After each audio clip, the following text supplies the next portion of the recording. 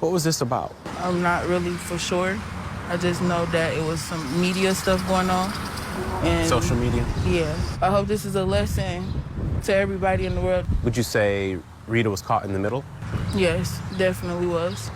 She should never even been here, just, wrong place at the wrong time. Or y'all can get beat on, nigga. Like I said, his dead baby, his dead ass mama, that bitch ashes like on the tip of this blunt, or your bag of bones. Which one? Nah. And I said it. And that dead ass baby too. Nah. And whoever else feels some type of way. Ty, I don't give a fuck about that brother, that nigga brother, none of them. Nigga, my brother in jail, nigga. I don't give a about that nigga brother. What they gonna do? Nothing. I'm still gonna be outside, still in the hood. Nobody ain't gonna do nothing. I'm still gonna make my money and ride through the nigga. Fuck they mama. That dead. Nothing but these ashes on my blunts. Go cry. Mother's Day just passed. Ain't that bitch Death Day the sun coming up? Nigga. Nah, y'all could. Next person tell me chill out, I'm trolling you. Flat out, or I'm pulling up and I'm gonna smack the shit out of you. Nah, and that's how I'm playing it. He recorded it himself. That's the part that doesn't leave you. He sat down, pointed a camera at his face, and said every word on purpose. No one pressured him. No one provoked him mid-sentence. He chose every single line. Fuck his dead baby. Fuck his dead-ass mama. He said it laughing. He said it like it was nothing. Like the dead were just props in a performance he was putting on for whoever was watching. And people were watching. They always are. What nobody knew, what Raye Johnson himself apparently didn't know, was that he was recording his own countdown. Within days of that video hitting the internet, he was dead, shot in a targeted attack on Detroit's east side alongside his 27-year-old sister Rita. At least 12 rounds, 2 separate vehicles. One shooter who came on foot like he had already made his decision long before he arrived. Rita's 1-month-old baby was in the back seat of her car. Every single bullet missed that child. You need to sit with that for a moment before we go any further, because that baby surviving is the only thing in this entire story that doesn't feel like darkness. This is 3 a.m. Files. It's the hour when the world sleeps and the secrets that people try to bury start coming back up. If you're here, if this story already has its hooks in you, please take 1 second right now. Like this video. Subscribe to this channel. Hit that bell. These are real people. Rita was a real mother. That baby is real. The least we can do is make sure their story doesn't get swallowed by the algorithm and forgotten by next week. Subscribe. Now let's go deeper. Detroit police called this shooting targeted immediately. They didn't hedge.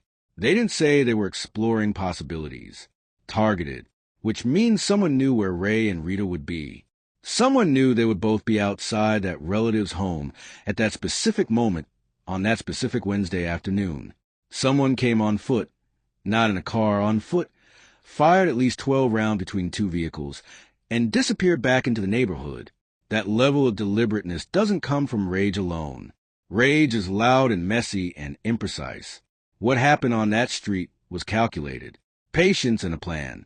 And the family, in their grief, went straight to the explanation that law enforcement would spend days trying to confirm.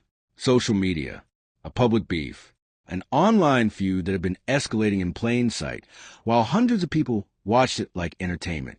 Rita's cousin Tonya Brown told reporters she had just been on the phone with her, 10 minutes away from meeting her. She turned on the news and saw Rita's car on the screen. 10 minutes. That is how close Rita Johnson came to being alive right now. Here is what Raye said in that video, because you need to understand the full weight of it before we talk about what came after. He mocked a dead child. He mocked a dead mother. He said the person he was beefing with was nothing but ashes on his blunt. He referenced Mother's Day and twisted it into a taunt about death anniversaries. He said his opponent's brother was locked up, and that still didn't move him. He said he was going to keep being outside, keep being in the hood, keep making his money. And right at the end, he said that anyone who told him to calm down was either getting ignored or getting confronted face to face. Nearly a minute of that. On camera. On purpose. Now step back from the content for a second and look at the psychology underneath it. When someone performs aggression publicly like that, and performing is the exact right word because he knew the camera was on, he knew people were watching, he was playing to an audience. They are almost never just angry. Anger alone stays private. Anger that goes on camera is something else. It's a statement. It's a challenge. It's a demand that the other side respond in front of everyone. And here is where it gets complicated psychologically. The louder someone is in a conflict, the more certain we assume they feel. But that's not always true. Sometimes extreme public aggression is the behavior of someone who feels like they've already lost a private battle and the only weapon they have left is volume. Make enough noise. Seem fearless enough. Maybe the other side backs down. Maybe the audience sides with you. Maybe the humiliation you feel privately gets buried under performance. We don't know what Raye was feeling privately. We can't know that now. What we do know is that someone on the other side of that screen watched every second of it. Watched him laugh about a dead baby. Watched him reference a dead mother like a punchline. Watched him declare himself untouchable in front of hundreds of people. And then that person made a decision. Detroit police have not publicly confirmed who Raye was targeting in that video. The identity of the family on the receiving end of those words has not been officially released. What has been confirmed is that the Johnson family themselves pointed to a social media conflict as the context for the murders. What has been confirmed is that police called the shooting targeted from the very first press statement. What remains unknown is whether the attack was already being planned when that video went up, or whether the video itself became the moment that made someone's mind up completely. That gap between the video and the gunshots is where the truth of this case lives. Rita Johnson was 27 years old, and she had a 1-month-old baby, and she was on the phone with her cousin 10 minutes before she died. That's who she was at the end. But let's talk about who she was before that. Tonia Brown, her cousin, didn't reach for vague compliments when reporters asked her to describe Rita. She was specific. She said they were together every single day. You've seen her face, you've seen minds. She said Rita would help anybody, give the clothes off her back, called her a good spirit without any hesitation. That kind of description, that everyday, unglamorous, specific kind of love, tells you more about a person than any eulogy. Rita wasn't described as perfect. She was described as present, constant, the kind of person whose absence creates a hole shaped exactly like them that nothing else fits into. She had nothing to do with that video. Nothing to do with whoever Raye was beefing with. Nothing to do with the words he chose or the audience he chose to say them in front of. By every account available, Rita Johnson was not a participant in this conflict.